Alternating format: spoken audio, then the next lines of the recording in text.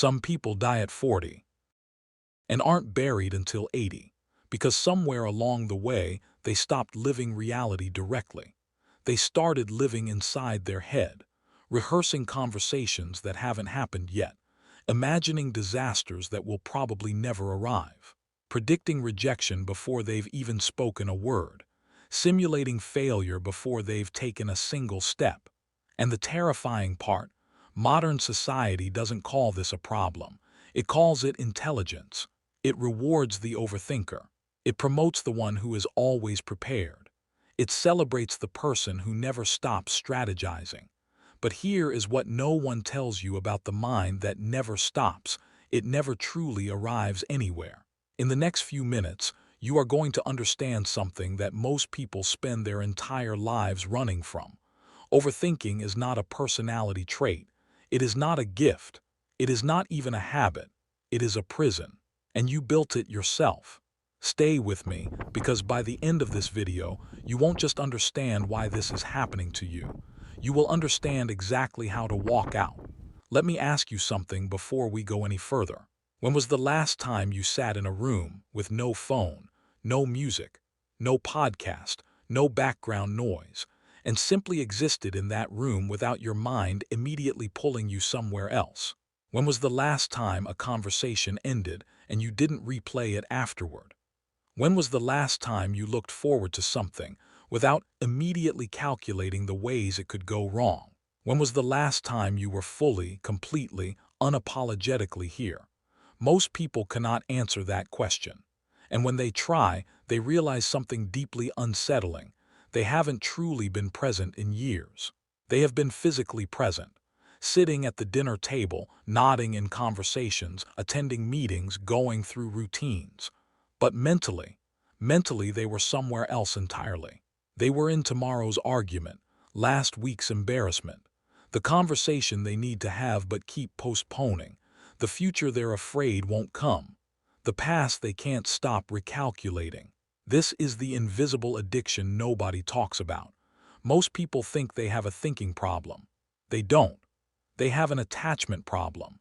They became attached to the mental simulation of life, because somewhere along the way, the simulation started feeling safer than the real thing. Think about it. When you rehearse a conversation before it happens, what are you actually doing? You're trying to control it. You're trying to remove the unpredictability. You're trying to guarantee the outcome before the situation even unfolds. Your brain discovered very early that rehearsal feels like preparation. That mental preview feels like protection. But here is what it actually is. It is avoidance wearing the mask of responsibility. You replay conversations after they end, not to learn from them, but because your nervous system cannot accept that something is over and outside your control. You prepare for arguments that never happen, not because they're likely, but because your mind prefers imaginary suffering to real uncertainty. You struggle to enjoy moments because your mind already left the room, not because you're ungrateful, but because presence feels like vulnerability. And the cruelest part of this invisible addiction, it feels virtuous. It feels like you are being responsible, thoughtful, mature, strategic. It feels like you are one of the rare people who actually thinks things through. But what is actually happening deep in the architecture of your nervous system is something far more primitive. Your mind became a movie theater, and it never stops showing disaster previews. Eventually, the previews become your entire life. Here is what your school never taught you. Your brain is not designed to make you happy. Your brain is designed to keep you alive. And those two goals, happiness and survival, are not the same thing. In fact, they frequently work against each other. Your nervous system is built on an ancient architecture. An architecture forged over hundreds of thousands of years when humans lived in genuine, constant physical danger. When the brain had to decide in under a second whether that movement in the grass was a breeze or a predator. When getting it wrong, even once, meant death. So your brain evolved a very specific bias, a negativity bias, a threat detection system that activates faster, louder, and with more intensity than almost any other cognitive function. Because the brain that assumed danger and was wrong survived. But the brain that assumed safety and was wrong did not. That brain, with its survival wiring fully intact, is now sitting inside your chest, trying to navigate a world that has almost none of those original dangers. You are not running from predators anymore, but your nervous system does not know that. So it takes modern threats, social rejection, professional failure, financial uncertainty, relationship tension, and processes them with the same intensity it once reserved for physical death. Your brain cannot tell the difference between a lion and a difficult email. Both activate the same emergency system. Both flood your body with the same stress chemistry. Both pull your attention away from the present moment and into threat simulation mode. This is what neuroscientists call predictive processing. Your brain is not reacting to what is happening. It is constantly generating predictions of what might happen and loading your body with a physiological response to those predictions before they even occur, which means your anxiety is not irrational. Your overthinking is not weakness. It is your survival system working exactly as it was designed to. The problem is, it was designed for a world that no longer exists. And because your nervous system learns through repetition, every time you engage in mental rehearsal, every time you run the disaster preview again, you are reinforcing the neural pathway. You are telling your brain, yes, this threat is real. Yes, keep running the simulation. Yes, stay on guard. And your brain, being the extraordinarily efficient machine that it is, complies. It gives you more of what you practice. Here is the paradox that most people never confront. Your brain protects familiarity more than it protects your freedom. Even painful familiarity. Even suffocating familiarity. Even a familiarity that is slowly draining every bit of joy from your existence. Because familiar, no matter how uncomfortable, feels survivable. And unfamiliar, no matter how beautiful, feels dangerous. This means your anxiety, your overthinking, your mental noise, it may feel terrible, but your nervous system still sees it as home. And this is where modern life enters the picture. Because the modern world did not create this problem, but it has become extraordinarily good at making it worse. Imagine you designed a system specifically to keep the human mind in a permanent state of low-grade anxiety. You would need a few things. You would need a constant stream of new stimulation, delivered fast enough that the mind never settles, but slow enough that it never fully disengages. You would need social comparison, the relentless ability to measure your private reality against other people's curated performance. You would need a feedback loop, where attention is immediately rewarded with dopamine, so the mind learns to chase stimulation rather than depth. You would need noise, so much noise that silence begins to feel like deprivation rather than restoration. Congratulations! You just described the modern information environment. Your phone is not a communication device. Not anymore. It is an attention extraction machine. A system specifically engineered by teams of the world's most brilliant psychologists and engineers to hijack your dopamine system and monetize your focus. Every notification is a micro-interruption, and each one, even the ones you dismiss, resets your nervous system and pulls you out of depth and back into reactivity. Every scroll through a social media feed is a comparison cascade. Your unfiltered, imperfect, uncertain private life, stacked up against everyone else's most strategic, most polished, most curated public performance. And your ancient threat detection system processes that comparison exactly the same way it processes physical danger. You are falling behind. You are not enough. You are missing something. Stay alert. Stay vigilant. Keep watching.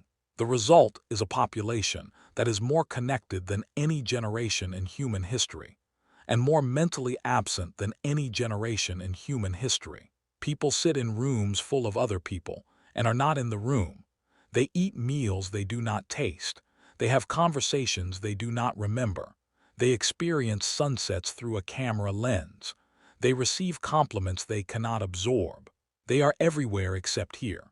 Ancient traditions understood something about this long before neuroscience had the language for it.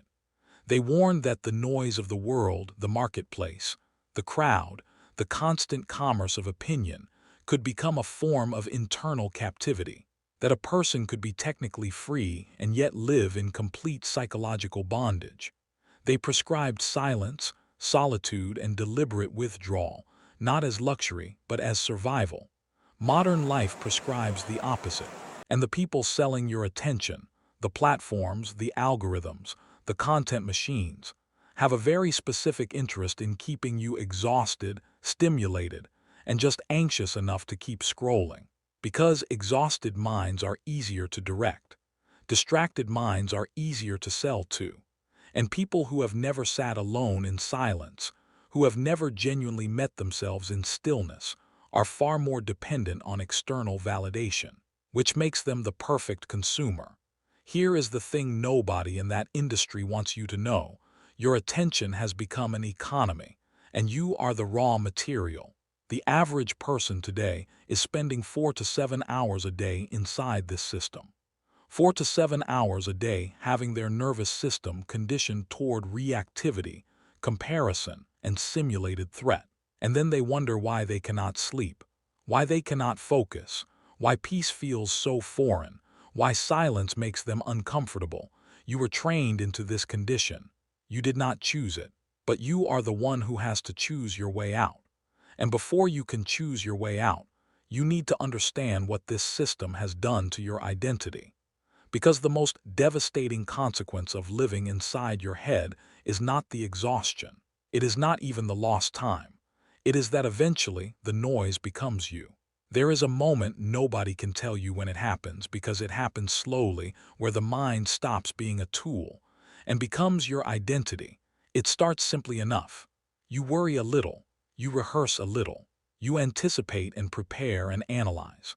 And all of that seems perfectly reasonable. But repetition is how the brain builds architecture. And over time, through thousands of repeated cycles of worry, rehearsal, and mental simulation, your nervous system starts to treat this activity not as something you do, but as something you are. And then something strange happens. You start to feel suspicious of peace. You no longer trust silence because silence feels like something has been missed. You no longer trust stillness because stillness feels like falling behind. You no longer trust contentment because contentment feels like you have stopped being vigilant. You no longer trust yourself without the noise. And so the noise becomes protective, familiar, necessary. Even when it is destroying you, it feels like home. Let me tell you about David. David was, by almost every external measure, doing well. Good career, intelligent, thoughtful, the kind of person others described as someone who really thinks things through. But if you sat inside David's mind for a single hour, you would be exhausted, because David was always somewhere else. Before every important meeting, he would spend days mentally rehearsing every possible version of the conversation, every objection, every question, every scenario in which something could go wrong. He called it preparation.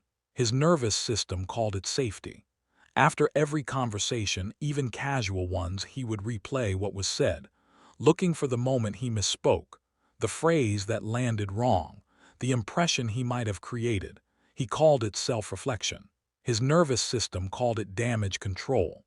In relationships, he was physically present but mentally preoccupied, sitting across from the people he loved while simultaneously running calculations about whether those relationships were secure, whether he was enough, whether it would last.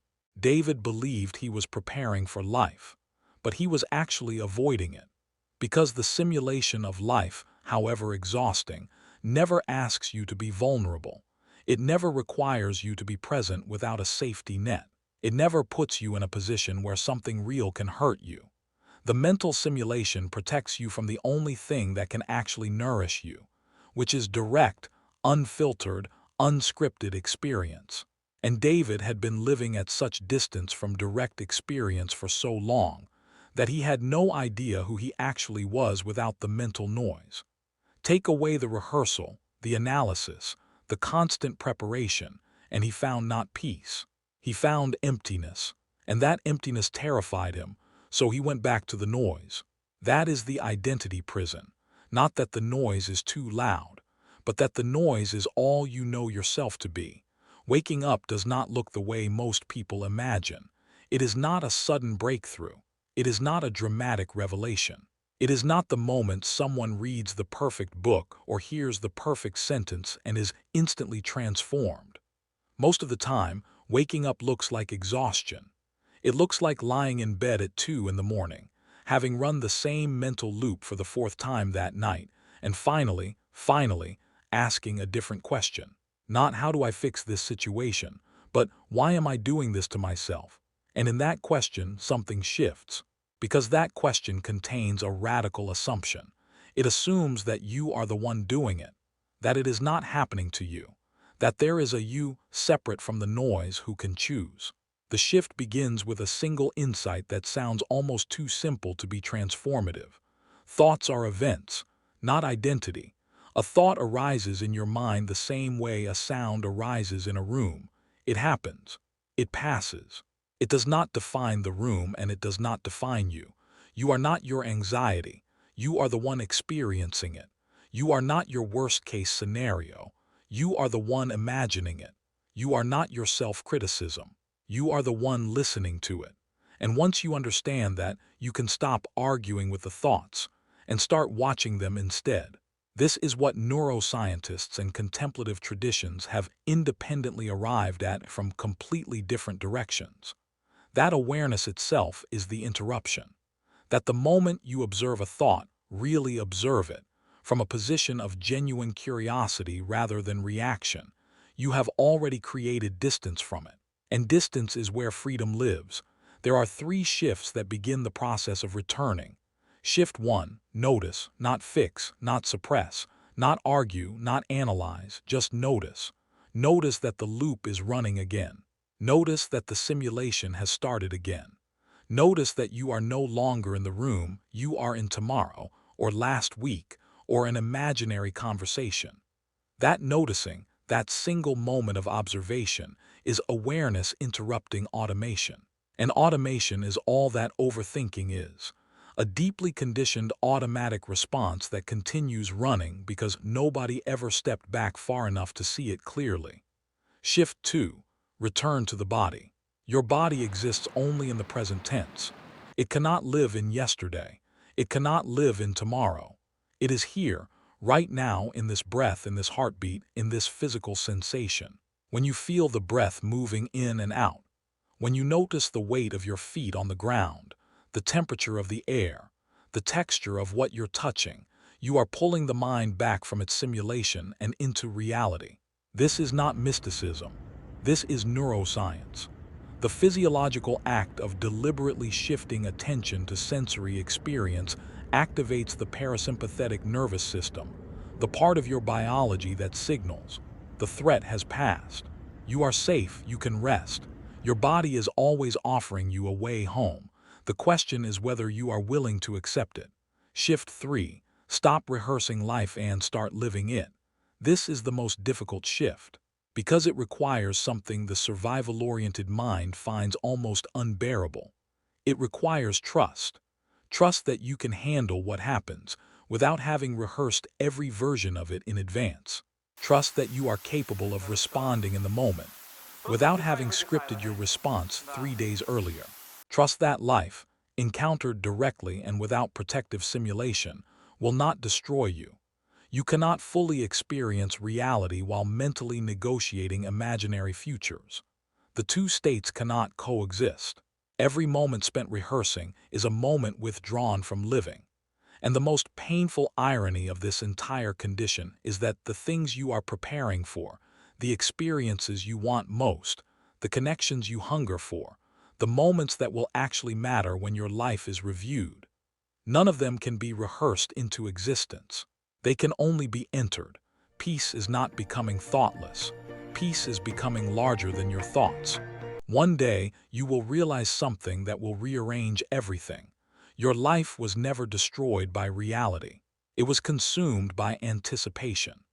by mental rehearsals that became more vivid than the events they were preparing for, by imagined futures that felt more real than the present you were actually living, by conversations that never happened that nevertheless shaped how you moved through the world, by a version of yourself in your own mind that was perpetually not quite ready. Fear convinced you that preparation was protection, but preparation became paralysis. And somewhere in that paralysis, you forgot something essential. You forgot that you are not here to manage life from a safe distance. You are not here to observe your own existence through a layer of mental simulation.